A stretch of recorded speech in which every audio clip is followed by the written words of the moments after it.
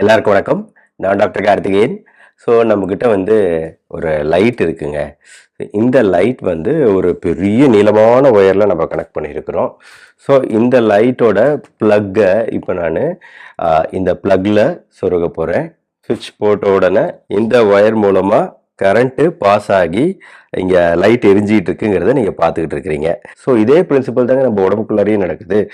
இந்த ஒயர் மூலமாக வந்து நம்மளுக்கு கரண்ட் வந்து இந்த இடத்துல பல்ப் எரியுதுன்னா, அதே மாதிரி நான் என்னோட சுண்டு விரலை அசைக்கணும் அப்படின்னா கூட அந்த சுண்டு விரலுக்கான அசைவு இங்கே இருக்கிற எலக்ட்ரிக்கல் சுவிட்சிலிருந்து வருது. இங்கே இருக்கிற நரம்பு மண்டலம் பிரெயின்லேருந்து அப்படியே தண்டுவடத்துக்கு போய் தண்டுவடத்துலேருந்து அப்படியே சைடில் தோள்பட்டைக்கு வந்து தோள்பட்டை வழியாக இந்த கைகளுக்கு போய் கடைசியாக இந்த சுண்டு விரலில் ஒரு ஒயர் இதே மாதிரி ஒரு மஞ்சள் கலர் ஒயர் இங்க போயிட்டு இருக்கு. ஸோ அந்த ஒயர்னால என்னால சுண்டு விரலை மடக்க முடியுது.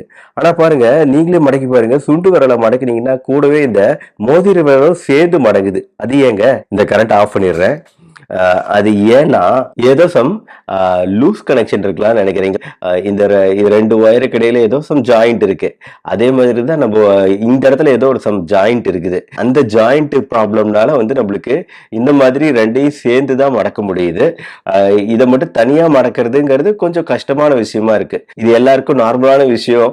அதே சமயம் நம்ம உடம்புக்குள்ளார எல்லா விஷயமும் இதே மாதிரிதான் ஒயர் சப்ளை மூலமா இயங்கிட்டு இருக்குங்கிறத ஞாபகம் வச்சுக்கணும். சில விஷயங்கள் நம்ம கண்ட்ரோல் இருக்கு. சுவிட்சை போட்டாதான் லைட் எரியுங்கிற மாதிரி நம்ம அசைச்சாதான், நம்ம அசைக்கணும்னு நினைச்சாதான் அசைக்க முடியும். ஆனா உடம்புக்குள்ளார சில கண்ட்ரோல் இருக்கு. இதே மாதிரி ஒயர் சப்ளை உடம்புக்குள்ள ஹார்ட்டுக்கு போயிட்டு இருக்குது, கிட்னிக்கு போயிட்டு இருக்குது, நுரையீரலுக்கு போயிட்டு இருக்குது. இங்கெல்லாம் வந்து சப்ளை எந்நேரமும் ஆன்லயே தான் இருக்கு. இப்போ லைட் ஆன்லயே இருக்கிற மாதிரி அங்க வந்து சப்ளை எந்நேரமும் 24 ஹவர்ஸ் சப்ளை இருக்கு. 24 ஹவர்ஸ் சப்ளை இருந்தா தான் நாம இருப்போம். நடுவுல பவர் கட் ஆச்சு அப்படின்னா ஆட்டோமேட்டிக்கா சிஸ்டம் ஃபெயிலியர் ஆயிருங்கிற மாதிரி அதெல்லாம் வந்து ஆட்டோமேட்டிக் சிஸ்டம்ஸ். 24 மணி நேரமும் கரண்ட் சப்ளை இருந்துகிட்டே இருக்கு. ஹார்ட், கிட்னி, நுரையீரல் போன்ற விஷயங்கள் அதோட வேலையை செய்யறதுக்கு, இன்க்ளூடிங் மூளை. ஆனா சில விஷயங்கள் நம்ம கண்ட்ரோல்ல இருக்கு. விளையாடுறது, ஓடுறது, குதிக்கிறது, கண்ணடிக்கிறது, இது எல்லாமே வந்து நம்ம கண்ட்ரோல்ல இருக்கு. சரி, ரைட்டுங்க. இன்னைக்கு வீடியோவில் நம்ம என்ன பண்ண போறோம்னா, இந்த நரம்பு மண்டலம், இந்த நர்வஸ் சிஸ்டமை எப்படி ஸ்ட்ராங் பண்ணலாம், எப்படி உறுதியாக்கலாம். எக்கு போன்ற நரம்புகள், எக்கு போன்ற நரம்புகள்னா என்ன? ஸ்டீல் அந்த இரும்புல தானே வந்து கரண்ட் பாஸ் ஆகுது. இதுக்குள்ளாரையும் ஒரு காப்பர் ஒயர் இருக்கு. இந்த காப்பர் ஒயர் மூலமா கரண்ட் பாஸ் ஆகுது. ஆனா இந்த ஒயருக்கும் நம்ம உடம்புக்குள்ள இருக்கிற ஒயருக்கும் உள்ள டிஃபரன்ஸ் என்னன்னா, இது வந்து மெட்டல், உலோகம் மூலமா கரண்ட்டை சப்ளை பண்ணுது. நம்ம உடம்புக்குள்ள இருக்கிற நரம்புகள் வந்து மெட்டல் கிடையாது. உடம்புக்குள்ளார இந்த ஒயர் வந்து புரதங்களால் ஆகியிருக்கும். இதே மாதிரி ஒயர் மாதிரியே இருக்கும். நம்ம உடம்புக்குள்ளார வெள்ளை கலர்ல இருக்கும். பிளஸ் அது ஒவ்வொரு யூனிட்டும் வந்து நியூரான் அப்படிங்கிற ஒரு புரதம் மூலமா ஆகியிருக்கும். இந்த நியூரான் தான் பேசிக் யூனிட். இங்க காப்பர் தான், மெட்டல் தான் வந்து பேசிக் யூனிட். உடம்புக்குள்ளார அந்த நியூரான். இங்க வந்து மெட்டல் கரண்ட்டை கடத்துது, உடம்புக்குள்ளார கெமிக்கல்ஸ் கரண்ட்டை கடத்துது. கெமிக்கல் மெசஞ்சர்ஸ் சொல்லுவாங்க. அந்த ஒவ்வொரு நியூரானுக்கு இடையிலும் ஒரு கனெக்ஷன் இருக்கும். அந்த கனெக்ஷன்ல வந்து கெமிக்கல்ஸ் வந்து பாஸ் ஆகுது. அந்த கெமிக்கல் சப்ளைனாலதான் வந்து நம்மளுக்கு வந்து ஒவ்வொரு அசைவுகளும் மூவ்மெண்ட்டையும் பண்ண முடியுது. இன்னொரு ஒற்றுமை இருக்குங்க இந்த ஒயருக்கும் நம்ம உடம்புக்குள்ள இருக்கிற ஒயருக்கும். இதுல வந்து காப்பர் ஒயர் மெட்டல்ங்கிறது உள்ள இருக்கு. அந்த கரண்ட் வந்து நான் இப்படி கரண்ட் போட்டு கையில புடிச்சிட்டு இருக்க முடியாது. நான் ஒருவேளை கரண்ட் போட்டு இந்த மேல இருக்கிற அந்த மஞ்சள் கலர் பிளாஸ்டிக் கவரிங் இல்லைன்னா நான் ஒயரை தொட்டனா ஷாக் அடிக்கும் இல்லையா? அந்த ஷாக்ல இருந்து நம்மள ப்ரொடெக்ஷன் பண்றதுக்காக இது மேல ஒரு மஞ்சள் கலர் கோட்டிங் இருக்கு இல்லையா, ஒரு பிளாஸ்டிக் மாதிரி. அதே மாதிரி நம்ம உடம்புக்குள்ள நியூரான் இருக்குன்னா அந்த நியூரானை சுத்தி மைலின் ஷீத், இது பிளாஸ்டிக் ஷீத். அதே மாதிரி மைலின் ஷீத் அப்படின்னு சொல்லிட்டு ஒரு தோல் மாதிரி அதை அப்படியே அதை ப்ரொடெக்ஷன் பண்ணும், இந்த கரண்ட் லீக் ஆகாம பார்த்துக்கும். ஸோ இதே மாதிரி சிஸ்டம் தான் உடம்புக்குள்ளாரி இருக்கு. ஒரே டிஃபரன்ஸ் கெமிக்கல் சிஸ்டம்.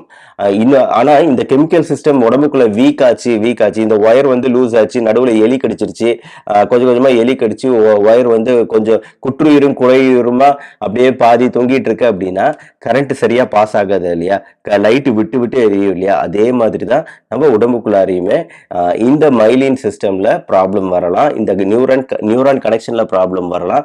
அதனால வந்து செயல்கள் மெதுவா நடக்கலாம். உதாரணத்துக்கு இப்போ வயது ஆக ஆக வந்து நம்மளுக்கு வந்து டைஜஷன் இருக்கு, செரிமானம் நடக்குது. அந்த செரிமானம் அப்படிங்கிறது நல்லபடியா நடக்காம போயிடும். இந்த நர்வஸ் சிஸ்டம் வீக் ஆகும்போது வயதானவர்களுக்கு பெரும்பாலும் இந்த பிரச்சனையை பார்க்க முடியும். அவங்க நரம்பு மண்டலத்துல ப்ராப்ளம் வர்றதுனால இந்த செரிமானம் ஜீரணம் சரியா ஆகாம மோஷன் டெய்லி போக முடியாம கஷ்டப்படுவாங்க. இது ஒரு உதாரணம் தான். இந்த மாதிரி உடம்பு ஃபுல்லா லட்சக்கணக்கான உதாரணங்கள் சொல்லலாம். நரம்பு என்ன வேலைகள் நம்ம உடம்புல செய்யுதுங்கிறது. ஏன்னா நரம்பு இல்லாம நம்ம கிடையாது, நர்ஸ் இல்லாம கிடையாது. அப்ப அந்த நர்ஸை எப்படி பலப்படுத்தலாம் அப்படிங்கறது தான் இப்ப பார்க்க போறோம்.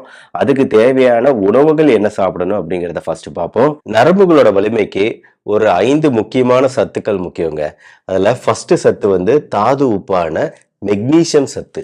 இந்த மெக்னீசியம் சத்து அப்படிங்கிறது நம்ம உடம்புக்கு ஒரு நாளைக்கு மினிமம் ஒரு 400 மில்லிகிராம் தேவை. இந்த 400 மில்லிகிராம் எப்படி நம்மளுக்கு கிடைக்கும்னா நம்ம எடுத்துக்கக்கூடிய உணவுகள் மூலமா. எந்த மாதிரி உணவுகள்ல மெக்னீசியம் அதிகமா இருக்கு? ஃபர்ஸ்ட் வந்து கீரைகள். எல்லா வகை கீரைகள்லயும் மெக்னீசியம் சத்து மிக அதிகமா இருக்கு. அடுத்து நட்ஸ் வகைகள், அதாவது பாதாம், பிஸ்தா, வால்நட்டு, முந்திரி, நிலக்கடலையில கூட நிறைய மெக்னீசியம் சத்து இருக்கு. அடுத்து சீட்ஸ் வகைகள், பூசணி விதை, சூரியகாந்தி விதை போன்ற விதைகள்ல வந்து நிறைய மெக்னீசியம் சத்துக்கள் இருக்கு. அப்புறம் மீன், பீன்ஸ் வகைகள், அதாவது மொச்சக்கொட்டை, இந்த மாதிரி பீன்ஸ்ல மெக்னீசியம் சத்து இருக்கு. தயிர், வாழைப்பழம், உலர்ந்த பழங்கள், இது எல்லாத்துலயுமே வந்து மெக்னீசியம் சத்துக்கள் அதிகமா இருக்கு. இந்த உணவு வகைகள் ரெகுலரா நம்ம உணவுல இருக்கிற மாதிரி பாத்துக்கோங்க. மெக்னீசியம் சத்துக்களுக்கு அடுத்து ரெண்டாவதா நம்மளுக்கு தேவை புரத சத்துங்க. ஏன்னா மொத்தமா நரம்புகள் எல்லாமே புரதமால ஆனது அப்படிங்கறத நான் முன்னாடியே உங்களுக்கு சொல்லிட்டேன். அப்ப புரத சத்து அதிகம் உள்ள முட்டை, மீன், சிக்கன் போன்ற நான்வெஜ் வகைகள் இருக்கு. அது இல்லாம வெஜிடேரியன் வகைகள்ல நிறைய இருக்கு இல்லையா, காளான், பருப்பு வகைகள், பயறு வகைகள். இது இல்லாம ஒரு 12 புரத உணவுகள், வெஜிடேரியன் புரத உணவுகள் என்னென்ன அப்படிங்கறதெல்லாம் ரொம்ப டீட்டெயில்டா ஒரு தனி வீடியோவா போட்டிருக்கேன். ஸோ இந்த புரத உணவுகள் ரெகுலரா உங்க உணவுல இருக்கிற மாதிரி பாத்துக்கோங்க நரம்புகளோட வலிமைக்கு. அடுத்து மூணாவது நம்மளுக்கு தேவையான சத்துக்கள், நரம்புக்கு தேவையானவை சோடியம், பொட்டாசியம், கால்சியம். இந்த 3 சத்துக்களும் நம்மளுக்கு தேவை. இதுல வந்து சோடியமை பத்தி நம்ம கவலையே பட தேவையில்லை. ஏன்னா நாம உப்பு இல்லாம நம்ம எதையுமே சாப்பிட மாட்டோம். சோடியம் குளோரைடு உப்புல போதுமான அளவு சோடியம் நம்மளுக்கு எப்பவுமே கிடைச்சிடும். நம்மளுக்கு பிரச்சனை எங்க வரும்னா இந்த பொட்டாசியம், கால்சியம் சத்துக்கள்ல தான் பிரச்சனை பொதுவா வரும். பொட்டாசியம் சத்துக்கள் நம்ம உடம்புக்கு பல்வேறு நன்மைகள் தரக்கூடியது. அது குறைவாகிறதுனால பல்வேறு பிரச்சனைகளுக்கு நம்ம உடம்பு உள்ளாகுது. நரம்பு வீக்னஸ் முதற்கொண்டு ஈவன் நம்ம தசைகள், கைகால் வலி போன்றவை கூட பொட்டாசியம் சத்து நிறைந்த உணவுகள் சாப்பிடும்போது குறையும். இதுக்கும் தனி வீடியோ போட்டிருக்கேன். பொட்டாசியம்க்கும் கால்சியம்க்கும் வாழைப்பழம், கீரை, காளான், மாதுளை, ஆரஞ்சு, முட்டைக்கோசு, காலிஃபிளவர், பால், ஃபிக்ஸ், ஸோ இது எல்லாத்துலேயுமே வந்து பொட்டாசியம் அதிகம். இது இல்லாம வேற என்னென்னங்கிறத அந்த தனி வீடியோ லிங்கையும் நான் கீழே டிஸ்கிரிப்ஷன்ல கொடுக்குறேன். அதே மாதிரி கால்சியம்க்கு ஒரு ஃபுல் லிஸ்ட் இருக்கு, அதுவுமே நீங்க டிஸ்கிரிப்ஷன்ல பார்க்கலாம். அடுத்து 4வது விஷயம், நம்ம நரம்புக்கு தேவையான விஷயம் என்னன்னா வைட்டமின் B12 அப்படின்னு சொல்லக்கூடிய இந்த குறிப்பிட்ட வைட்டமின் சத்து வந்து குறிப்பா நம்ம நரம்புகளோட ஆரோக்கியத்துக்கு ரொம்ப ரொம்ப நல்லது. பொதுவாக இந்த வைட்டமின் B12 குறைபாடு ஏற்படும் போது ஒரு கை கால்கள்ல இந்த முள்ளு குத்துற மாதிரி, பின்ஸ் அண்ட் நீடில்ஸ் சொல்லுவோம், முள்ளு குத்துற மாதிரி ஒரு வலி உணர்ச்சி வரதை நம்ம ஃபீல் பண்ண முடியும். ஸோ இப்படி முள்ளு குத்துற மாதிரி ஒரு ஃபீலிங் ஏன் வருதுன்னா இந்த நரம்புகள்ல வந்து ஆக்சிஜன் அளவுகள் குறையுது. வைட்டமின் B12 அளவுகள் நம்ம உணவுல குறையறதுனால ஆக்சிஜன் அளவுகள் குறையுது. இது வந்து நம்ம நரம்ப டேமேஜ் பண்ணுது.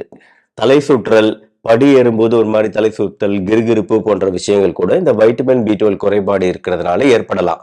அதனால இந்த நுண் சத்தான மைக்ரோ நியூட்ரியன்டான வைட்டமின் B12 நம்ம உணவுல எப்பவுமே இருக்கிற மாதிரி நம்ம பார்த்துக்கிறது முக்கியம். பால், பாதாம், மீன், முட்டை, காளான், மாதுளை, பீட்ரூட், ஸோ இந்த உணவுகள் எல்லாம் வந்து நம்மளுக்கு வைட்டமின் B12 இருக்கு. இது இல்லாமல் நிறைய உணவுகள் இருக்கு, அதுக்கும் வீடியோ போட்டிருக்கேன். ஸோ மொத்தத்தில் இந்த உணவுகள் எல்லாமே நம்ம நரம்புகளை பலப்படுத்தக்கூடிய விஷயங்கள். இது இல்லாமல் கடைசியா 5வது ஒரு விஷயம் நம்ம உடம்புக்கு தேவை நரம்புக்கு, அது என்னன்னு கேட்டீங்கன்னா omega-3 ஃபேட்டி ஆசிட் அப்படின்னு சொல்லக்கூடிய omega-3 கொழுப்பு சத்து நிறைந்த உணவுகள். ஸோ இந்த 5 விஷயங்கள் இல்லாம குறிப்பா நீங்க வேற சில விஷயங்கள் பண்ண வேண்டி இருக்குங்க. அதாவது பண்ணக்கூடாத விஷயங்கள் அப்படின்னா, புகைப்பிடித்தல், மதுப்பழக்கம். இது 2மே நம்ப நரம்புகள வந்து வீக் ஆக்கும், டேமேஜ் பண்ணும். சர்க்கரை வியாதி இருக்குன்னா, சர்க்கரைய நம்ப கண்ட்ரோல்ல வச்சுக்கலன்னா, அது நம்ப நரம்புகள டேமேஜ் பண்ணும். அதிக ரத்த அழுத்தம், பிபி, மன அழுத்தம் இருக்கு அப்படின்னா, பிபி இருக்கணும்னு அவசியம் இல்ல. வெறும் மன அழுத்தம், மனசு ரொம்ப ஸ்ட்ரெஸ்ஃபுல்லா இருக்கு அப்படின்னா, அது டைரக்ட்டா நம்ம நரம்புகள பாதிக்கும். இதுக்கு தீர்வு வந்து மெடிடேஷன், தியான பயிற்சி, ரெகுலரா ஒரு 10 நிமிஷம் சைலன்ட் சிட்டிங் அப்படிங்கிறத நம்ம பண்ணணும். அமைதியா ஒரு இடத்துல உட்கார்றது. ஸோ பண்ண வேண்டிய விஷயங்கள் அப்படின்னா, ஒண்ணு வந்து தூக்கம். தூக்கம்ங்கிறது 6 to 7 மணி நேரம் தொடர்ச்சியா நிம்மதியான தூக்கம் அப்படிங்கிறது அவசியம். இன்னொன்னு வந்து தண்ணீர். தண்ணீர் வந்து கரெக்டா நம்ம உடம்புக்கு கிடைக்குதா அப்படிங்கிறத பார்த்துக்கங்க. தண்ணீர் குடித்து நேத்து தான் ஒரு வீடியோ போட்டிருந்தேன். தண்ணீர் எவ்வளவு குடிக்கணும், எது நார்மல் அளவுகள் அப்படின்னு சொல்லிட்டு. ஸோ தண்ணீர் அளவுகள் கரெக்டா இருக்கான்னு பார்த்துக்கங்க. செய்யக்கூடாத விஷயங்களை நோட் பண்ணி வச்சுக்கோங்க. ஸோ இந்த ஒரு ஆரோக்கியமான லைஃப் ஸ்டைலோட சேர்த்து நான் சொன்ன உணவுகளையும் சாப்பிடும்போது நம்ம நரம்புகளோட ஆரோக்கியத்தை நல்லபடியா பாதுகாத்துக்க முடியும். இந்த வீடியோவை எல்லாருக்குமே ஷேர் பண்ணுங்க. உங்க ஃப்ரெண்ட்ஸ் அண்ட் ரிலேட்டிவ்ஸ்க்கு ஷேர் பண்ணுங்க. இந்த வீடியோ பிடிச்சிருச்சுன்னா லைக் பண்ணுங்க. சப்ஸ்கிரைப் பண்ணலன்னா சப்ஸ்கிரைப் பண்ணி வச்சுக்கோங்க. அந்த பெல் ஐக்கான் கிளிக் பண்ணி வச்சுக்கோங்க. அடுத்தடுத்த வீடியோக்கள் பார்க்க மறுபடியும் அடுத்த வீடியோவில் மீட் பண்ணுவோம். நன்றி, வணக்கம்.